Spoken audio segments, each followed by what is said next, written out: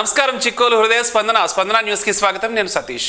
ముందుగా వార్తల్లోని వివరాలు. జిల్లాలో నైరుతి రుతుపవనాలు వారం రోజులు ముందుగానే ప్రవేశించిన నేపథ్యంలో జిల్లా యంత్రాంగం అప్రమత్తమైంది. జిల్లా కలెక్టర్ స్వప్నిల్ దినకర్ పుండట్కర్ అధ్యక్షతన జాయింట్ కలెక్టర్ ఫర్మాద్ అహ్మద్ ఖాన్ తో కలిసి జరిగిన సన్నద్దత సమీక్షా సమావేశంలో కలెక్టర్ మాట్లాడుతూ గత సంవత్సరం ఎదురైన అనుభవాలను దృష్టిలో ఉంచుకుని ఈసారి మరింత సమగ్రంగా పటిష్టంగా ప్రణాళికలు రూపొందించాలని ఆదేశించారు. విపత్తుల నిర్వహణ సంస్థ జారీ చేసిన స్టాండర్డ్ ఆపరేటింగ్ ప్రొసీజర్ ప్రకారం కార్యాచరణను రూపొందించుకుని అన్ని విభాగాలు సమన్వయంతో పనిచేయాలని స్పష్టం చేశారు. ముందస్తు చర్యల్లో భాగంగా జిల్లా డివిజన్ మండల స్థాయిలో కంట్రోల్ రూమ్లు ఏర్పాటు చేసి వాటి ఫోన్ నెంబర్లను ప్రజలకు అందుబాటులో ఉంచాలని కలెక్టర్ సూచించారు. పంచాయతీ కార్యదర్శులు, ఇంజనీరింగ్ అసిస్టెంట్లు చెరువులు, గట్లను ఉమ్మడిగా తనిఖీ చేసి వాటి స్థితిగతులపై నివేదిక ఇవ్వాలని ఆదేశించారు. వర్షాల నేపథ్యంలో వ్యవసాయ శాఖ విత్తనాలు, ఎరువులు నిల్వ చేసిన దుకాణాలపై లైసెన్సులను రద్దు చేయాలని హెచ్చరించారు. ఈ సమావేశం ద్వారా జిల్లా యంత్రాంగం రుతుపవనాలకు పూర్తిస్థాయిలో సిద్ధంగా ఉందని, జిల్లా ప్రజలు రక్షణే తమ ముఖ్య బాధ్యతగా భావిస్తూ తగిన చర్యలు తీసుకుంటుందని కలెక్టర్ పుండట్కర్ వెల్లడించారు.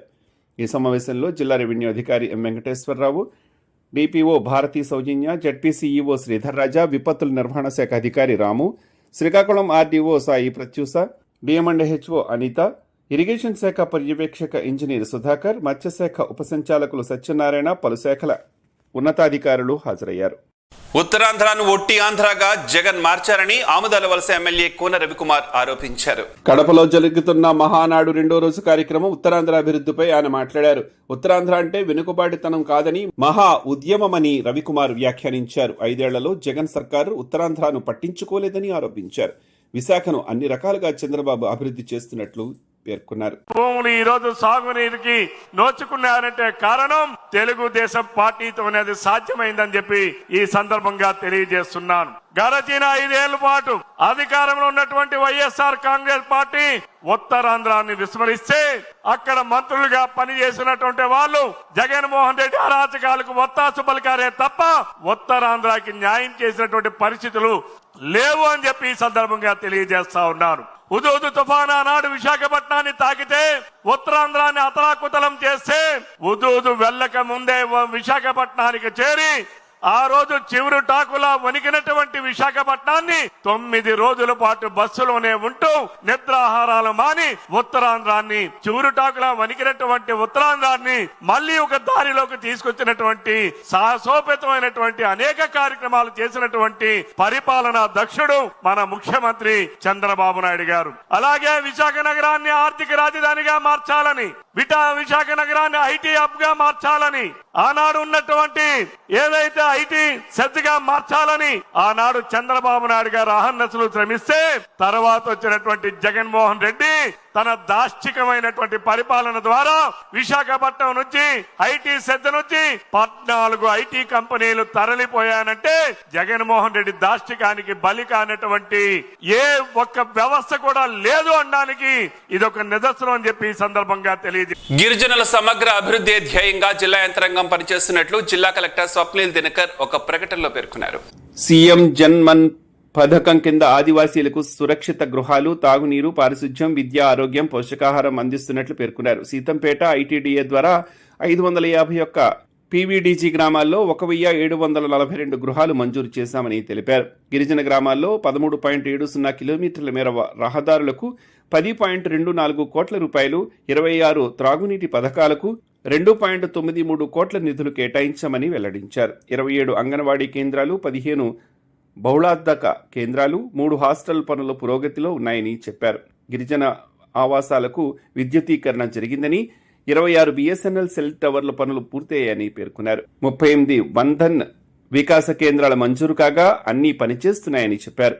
258 గ్రామ సభల ద్వారా 5211 ఆధార్ కార్డులు, 1345 ఆయుష్మాన్ భారత కార్డులు, 567 పీఎం కిసాన్ యోజన కార్డులు, 45 జన్ధన్ యోజన, 27 మాతృవందన యోజన, 116 అటవీ హక్కుల చట్టాలు, 3564 కుల ధృవీకరణ పత్రాలు జారీ చేశామని చెప్పారు. పీఎం జుగా కార్యక్రమంలో భాగంగా ఐటీడీఏ సీతంపేట పరిధిలోని 18 మండలాల్లో 50% పైగా ఉన్న 34 గిరిజన గ్రామాలను ఎంపిక చేయడం జరిగింది. రాష్ట్ర వ్యాప్తంగా మున్సిపల్ ఇంజనీర్ వర్కర్స్ యూనియన్ ఆధ్వర్యంలో వారి సమస్యలు పరిష్కరించాలని కోరుతూ చేపట్టిన నిరవధిక సమ్మె 15వ రోజుకు చేరుకుంది. స్థానిక శ్రీకాకుళం నగరపాలక సంస్థ కార్యాలయం వద్ద ఉదయం నుంచి విధులు బహిష్కరించి మున్సిపల్ ఇంజనీరింగ్ వర్కర్స్ కార్యాలయ సిబ్బంది 15వ రోజు గురువారం కొనసాగింది.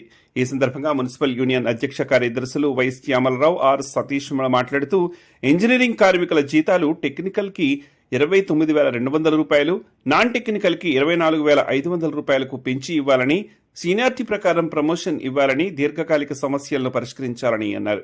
రిటైర్మెంట్ వయసు 60 నుంచి 62కు పెంచాలని, రిటైర్మెంట్ అనంతరం రిటైర్మెంట్ గ్రాడ్యుటీ 10 లక్షలు, కనీస పెన్షన్ 10,000 ఇవ్వాలని, నగర జనాభా అనుగుణంగా ఇంజనీరింగ్ కార్మికుల సంఖ్య పెంచాలని చెప్పారు.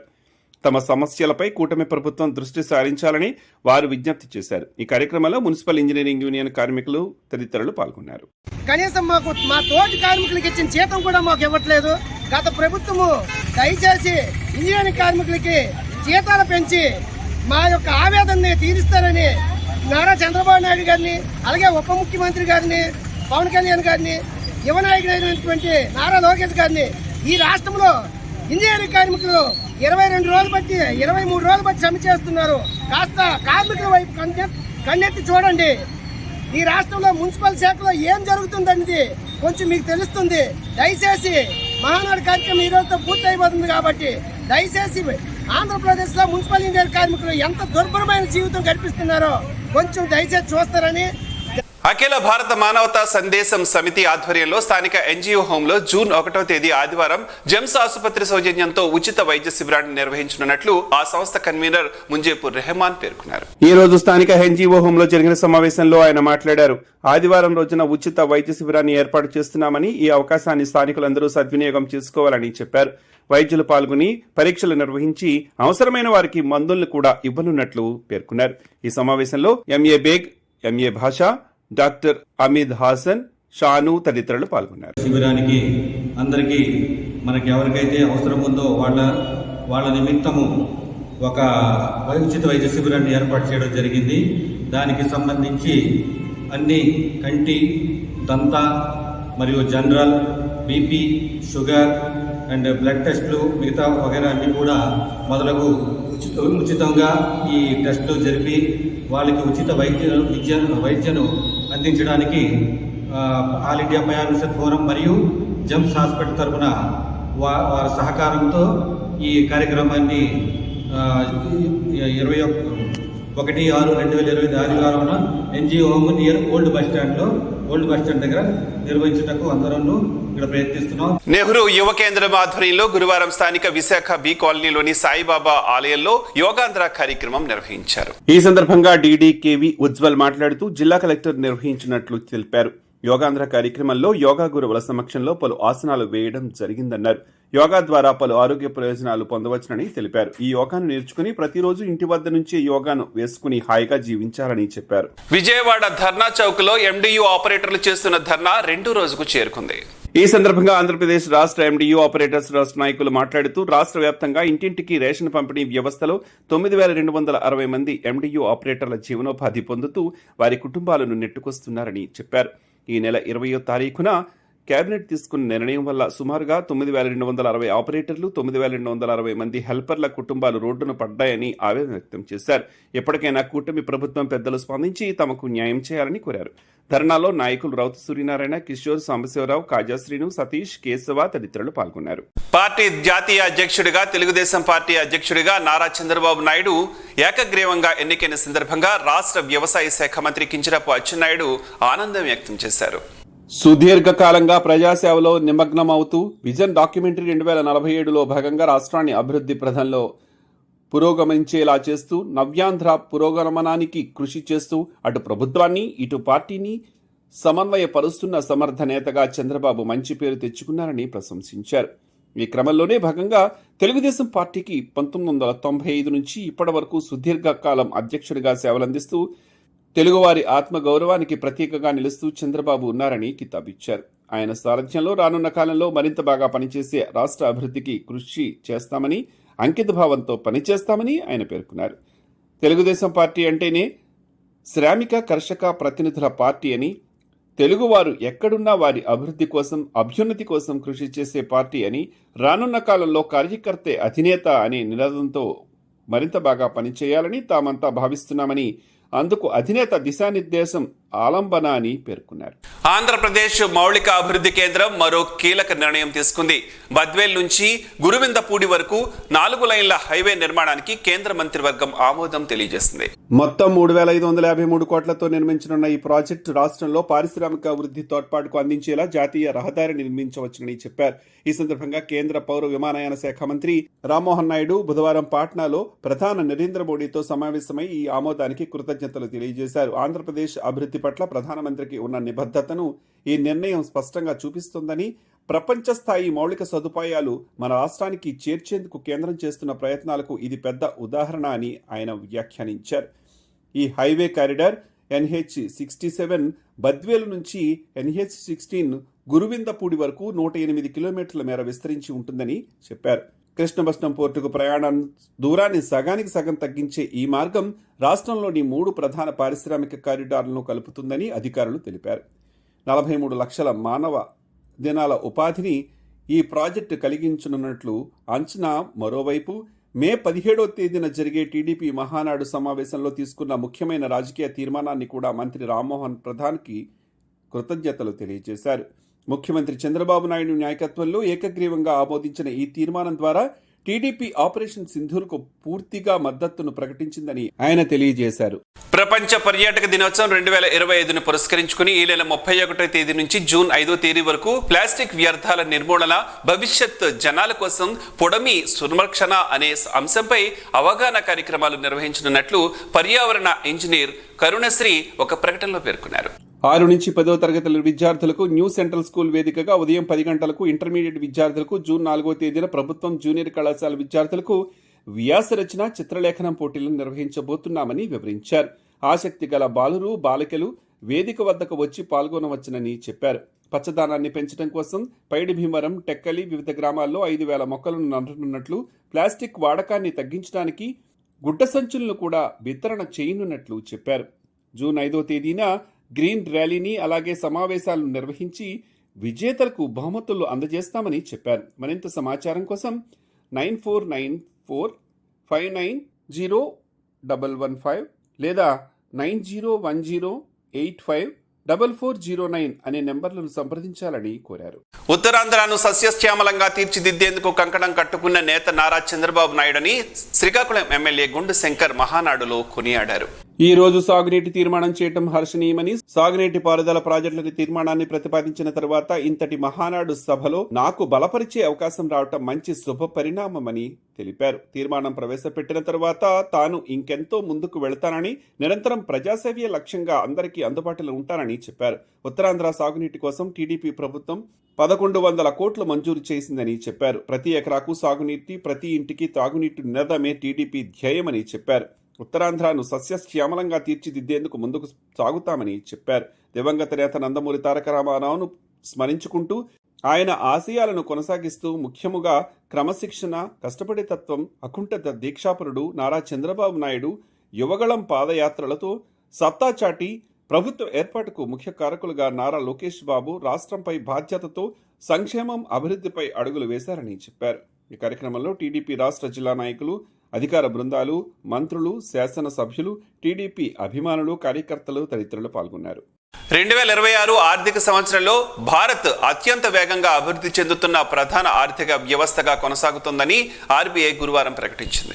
ద్రవ్యోల్బణ అంచనాలు, టీడీపీ వృద్ధిలో నియంత్రణ, ద్రవ్య విధానం ముందుకు సాగేందుకు మద్దతునిస్తున్నామని ఆర్బీఐ తన వార్షిక నివేదికలో పేర్కొంది. భారత ఆర్థిక వ్యవస్థగాని స్థిరమైన స్థూల ఆర్థిక మూలాలు, బలమైన ఆర్థిక రంగం స్థిరమైన వృద్ధిని సాధించడంతో 2025-26 అత్యంత వేగంగా అభివృద్ధి చేపడుతున్న ప్రధాన ఆర్థిక వ్యవస్థగా నిలుస్తోందని తెలిపింది. ప్రపంచ మార్కెట్లో అస్థిరత, భౌగోళిక రాజకీయాల ఉద్రిక్తతలు, వాణిజ్యం విచ్ఛిన్నం, సరఫరా గొలుసులో అంతరాయాలు మరియు వాతావరణ అనిశ్చితులు ద్రవ్యోల్బణం వృద్ధి రేటుకు ప్రతికూలతను కలిగించే రకరకాలుగా ఆర్బీఐ గుర్తించింది. అయితే సరఫరా గొలుసులపై ఒత్తిళ్లను తగ్గించడం, ప్రపంచవ్యాప్తంగా వస్తువుల ధరలను తగ్గించడం, ముందస్తు నైరుతి రుతుపవనాల కారణంగా వ్యవసాయ ఉత్పత్తి పెరగడం వంటి అంశాలు ద్రవ్యోల్బణ అంచనాలను పెంచేందుకు అనుకూలంగా ఉన్నాయని పేర్కొంది. నేర నియంత్రణ చర్యల్లో భాగంగా టెక్కలి పోలీస్ సబ్ డివిజన్ పరిధిలో పోలీసులు గురువారం ఉదయం కార్బన్ అండ్ సెర్చ్ ఆపరేషన్ సోదాలు నిర్వహించి విస్తృతంగా తనిఖీలు నిర్వహించారు. శ్రీకాకుళం జిల్లా ఎస్పీ ఆదేశాల మేరకు గురువారం ఉదయానికి కార్బన్ అండ్ సెర్చ్ ఆపరేషన్లో భాగంగా జిల్లా టెక్కలి, పాతపట్నం, కొత్తూరు, నరసన్నపేట, కొట్టబొమ్మాళి పోలీస్ స్టేషన్ల పరిధిలోని సిఐ, ఎస్ఐలు ఆధ్వర్యంలో పోలీస్ సిబ్బంది వారి పరిధిలో ఉన్న పలు వార్డు, గ్రామాల్లో కార్బన్ అండ్ సెర్చ్ ఆపరేషన్ నిర్వహించారు. గ్రామాల్లో ప్రతి ఇంటిని క్షుణ్ణంగా తనిఖీ చేసి ఊరు చివరి ప్రాంతాల్లో సోదాలు నిర్వహించి అక్రమ మద్యం, గంజాయి నిల్వలపై ఆరా తీశారు. పాత నేరస్తులు, ట్రయల్ మాంగర్స్, కొత్త అనుమానిత నేర చరిత్ర గల వాళ్లు సోదాలు నిర్వహించి వారి జీవన విధానం, వృత్తి విధానం ఆరా తీసి చట్ట వ్యతిరేక అసాంఘిక కార్యకలాపాలు అరికట్టి నేర నియంత్రణ చర్యలు చేపడుతున్న జిల్లా పోలీసులు ఈ కార్డన్ అండ్ సెర్చ్ ఆపరేషన్ తనిఖీల్లో ఎటువంటి సరైన వాహనాల పత్రాలు లేని ద్విచక్ర వాహనాలు గుర్తించి పోలీసులు స్వాధీనం చేసుకున్నారు. కేంద్ర కేబినెట్ నిర్ణయం పట్ల రాష్ట్ర వ్యవసాయ శాఖ మంత్రి కింజరాపు అచ్చెన్నాయుడు హర్షం వ్యక్తం చేశారు. దేశంలో రైతాంగానికి కేంద్ర ప్రభుత్వం ఊరట కలిగించింది. 2025-26 ఖరీఫ్ సీజన్ కు సంబంధించి పలు పంటలకు రైతాంగం పండించిన పంటలకు మద్దతు ధరను పెంపుకు ఆమోదన ముద్ర వేయటంతో రైతన్నకు ఊరటనిచ్చింది అని మంత్రి విడుదల చేసిన ప్రకటనలో పేర్కొన్నారు. వరికి కొత్త మద్దతు ధర ప్రకటిస్తూ కేంద్ర కేబినెట్ ఆమోదన ముద్ర వేయటంతో క్వింటాల్ వరిపై 69 కనీస మద్దతు ధర 2369 చేరుతుందని పేర్కొన్నారు. ఈ పెంపు రైతుకు ఎంతగానో ఉపయోగపడుతుందని మంత్రి పేర్కొన్నారు. అదేవిధంగా రైతుకు ప్రయోజనం చేకూరే విధంగా వడ్డీ రాయితీని కూడా ప్రకటించడం సంతోషదగ్గ విషయమని పేర్కొన్నారు. ఈ సందర్భంగా కేంద్ర ప్రభుత్వానికి రైతుల తరఫున ప్రత్యేక కృతజ్ఞతలు తెలియజేశారు. మత సామరస్యానికి ప్రతీకగా కడప దర్గా నిలుస్తుందని శ్రీకాకుళం నియోజకవర్గ శాసనసభ్యులు గొండు శంకర్ పేర్కొన్నారు. ఈ సందర్భంగా ఎమ్మెల్యే మాట్లాడుతూ కడపలో పెద్ద దర్గాను సందర్శించామని చెప్పారు. దర్గా వద్ద ఆయనకు ఘనస్వాగతం లభించగా దర్గా మత పెద్దలు సాంప్రదాయ రీతిలో తలపాగా చుట్టారు. దర్గాలో ప్రత్యేక ప్రార్థనలు నిర్వహించి వాటి విశిష్టతను తెలుసుకున్నారు. కడప పెద్ద దర్గాకు ఒక ప్రత్యేకమైన చరిత్ర ఉందని, మత సామరస్యానికి, జాతీయ సమైక్యతకు ప్రతీతిగా నిలుస్తుందని చెప్పారు. సేవలకు మారుపేరుగా దర్గా పెద్దల ఆధ్వర్యంలో సామాజిక సేవా కార్యక్రమాలను కూడా చేస్తూ అక్కడ నైపుణ్యాభివృద్ధిపై పేద యువతలకు ప్రత్యేక శిక్షణ ఇస్తూ అండగా ఉంటూ రక్తదాన శిబిరాలను సైతం నిర్వహిస్తున్నారని చెప్పారు.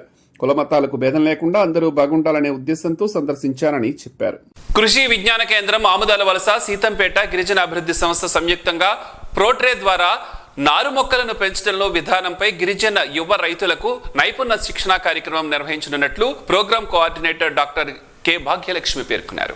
ఈ శిక్షణ కార్యక్రమంలో కొత్తూరు, భామిని, సీతంపేట మండలాలకు చెందిన గిరిజన రైతులు ఆముదాల వలసకు పచ్చి పసుపు విత్తనంను ప్రోట్రేలలో వేసే విధానం గురించి శిక్షణ పొందారు. ఉద్యాన శాస్త్రవేత్త డాక్టర్ వి హరికుమార్ ఈ కార్యక్రమంలో పసుపు నారు మొక్కల తయారీ విధానం గురించి రైతులకు వివరించారు. ఈ విధానం ద్వారా రైతులకు విత్తనం చాలా ఆదా అవుతుందని చెప్పారు. సాంప్రదాయ పద్ధతిలో 1 ఎకరాకు వినియోగించే విత్తనంను ప్రోట్రే పద్ధతిలో 3 ఎకరాలకు వాడవచ్చునని చెప్పారు. జూన్ 2వ వారం వరకు కూడా నారు ప్రధాన పొలంలో వేసుకోవచ్చునని వివరించారు. ఈ కార్యక్రమంలో కేవీకే శాస్త్రవేత్తలు doctor Anusha, doctor Balakrishna, doctor GS Rai, doctor Sunitha, doctor Kiran మరియు రైతులు పాల్గొన్నారు.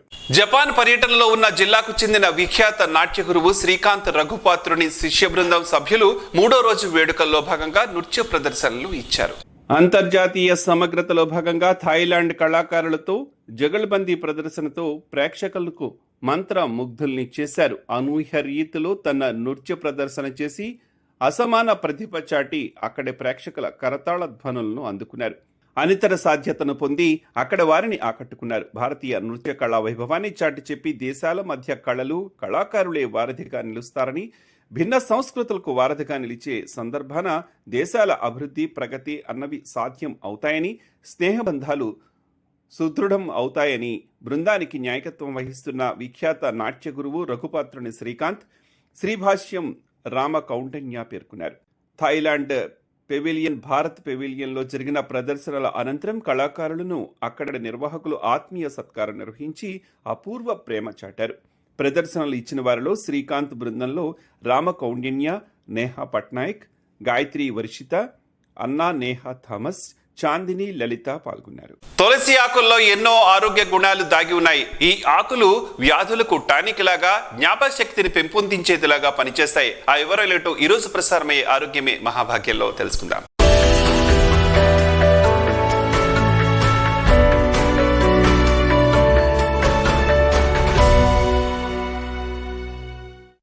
తులసి ఆయుర్వేదంలో అద్భుతమైన ఔషధ మొక్కగా పరిగణిస్తారు. తులసి అన్ని రోగాలను నయం చేయడానికి శతాబ్దాలుగా ఉపయోగపడుతోంది. జలుబు, తలనొప్పి, పొట్టకు సంబంధించిన వ్యాధులు, వాపులు, గుండె జబ్బులు, విషాహారాలు, మలేరియా వంటి రకరకాల రుగ్మతలను నయం చేయడానికి తులసి వాడుతూ ఉంటారు. రోజు తులసి ఆకులను తీసుకోవడం ద్వారా శరీరంలోని విషం బయటకు వెళ్తుంది. దీనితో పాటు శరీర ఉష్ణోగ్రతను నియంత్రించడానికి కూడా తులసి పనిచేస్తుంది. తులసి ఆకులకు ఎన్నో ఔషధ గుణాలున్నాయి. ఈ ఆకులు నాడులకు టానిక్ లాగా జ్ఞాపక శక్తిని పెంపొందించేవిగా పనిచేస్తాయి. అయితే తులసి ఆకులను నమిలి తినకూడదని చాలా మంది చెబుతూ ఉంటారు. తులసి ఆకులను నమిలి తినడం వల్ల దంతాలు పాడయ్యే అవకాశం ఉంటుంది. రోజు రాత్రి సమయంలో 4 నుంచి 5 తులసి ఆకులను కడిగి నీటితో పాటు నానబెట్టాలి. పరగడుపున ఈ ఆకులను నీటితో పాటు మింగితే చాలా మంచిది. ఆకుల్లో నీటిని మరిగించి టీలాగా తాగినా శరీరానికి ఎన్నో ఆరోగ్య ప్రయోజనాలు చేకూరుతాయి. పాదరసం, ఐరన్ తులసి ఆకుల్లో ఎక్కువగా ఉంటాయనే సంగతి అందరికీ తెలిసిందే. తులసి ఆకులను నమిలితే ఈ రెండు విడుదలయ్యే అవకాశాలు ఉంటాయి. తులసి ఆకులు నవ్వడం వల్ల దంతాలు పాలిపోయే అవకాశం కూడా ఉన్న నేపథ్యంలో తులసి ఆకులను నమిలి తినకూడదు. తులసి ఆకులను నమిలి తింటే పంటిపై ఎనామిల్ పొర దెబ్బతినే అవకాశం ఉంటుంది. తులసి ఆకులను డైరెక్ట్ గా మింగటంతో పాటు తులసి ఆకుల రసాన్ని నోటిపోతకు నివారణగా వినియోగించడం చాలా మంచిది. తులసి ఆకులను ప్రతిరోజు తీసుకునే వాళ్ళు తప్పనిసరిగా తగిన జాగ్రత్తలు తీసుకుంటే చాలా మంచిది. అనేక ఆరోగ్య సమస్యలకు చెక్ పెట్టడంలో తులసి ఉపయోగపడుతుందనేది విషయం అందరికీ తెలిసిందే. దగ్గు, జలుబు, శ్వాస సంబంధిత సమస్యలకు చెక్ పెట్టడంలో తులసి ఉపయోగపడుతుంది. చెవి పొట్టుకు బాధలకు నివారణగా తులసి ఉపయోగపడుతుంది. తులసి జీర్ణశక్తితో పాటు శరీర శక్తిని కూడా చాలా పెంచుతుంది. తులసి ఆకుల్ని పలు రకాల జ్వరాల్లో ఉపశమనానికి ఉపయోగించుకోవచ్చు. వర్షాకాలంలో మలేరియా, డెంగ్యూ జ్వరం వ్యాప్తి తీవ్రంగా ఉన్నప్పుడు లేత తులసి ఆకులను నీళ్లలో వేసి బాగా మరిగించి తాగితే ఈ రకాల జ్వరం నుంచి చాలా ఉపశమనం లభిస్తుంది. తులసి ఆకులు నోట్లో పెట్టుకుని నమలటం వల్ల జలుబు, ఫ్లూ నుంచి ఉపశమనం లభిస్తుంది. తులసి ఆకులతో మరిగించిన నీళ్లలో తాగితే గొంతులో గరగర నుంచి ఉపశమనం లభిస్తుందని ఆయుర్వేద నిపుణులు చెబుతున్నారు.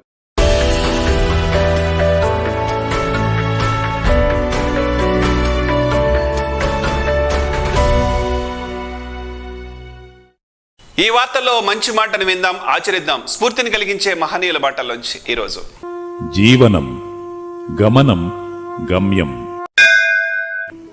ఋషి చింతన. పంటకు ఆకలిని చూసే కళ్ళు ఉంటాయి, అడవులకు కాలుష్యము వినే చెవులు ఉంటాయి. మనిషికి మాత్రం ఆ రెండు కనిపించని వినిపించని మనస్సే ఉండును. సత్యమే సనాతనమైనది, క్రొత్తది ఎప్పటికీ తప్పే. తాత్కాలికంగా ఉపయోగపడినా ఎప్పటికైనా కీడే. ఓం శ్రీ గాయత్ర్యై నమః. ఈ వార్త ఇంతటితో సమాధానం. చూస్తూనే ఉండండి స్పందన న్యూస్, మీ మాటే మా బాట. స్పందన టీవీ ప్రేక్షకుల కోసం స్పందన న్యూస్ ను యూట్యూబ్ లో అందుబాటులో ఉంచడమైంది. STV స్పేస్ స్పందన అని టైప్ చేసి మీకు అనుకూలమైన సమయాల్లో న్యూస్ ని వీక్షించవచ్చు.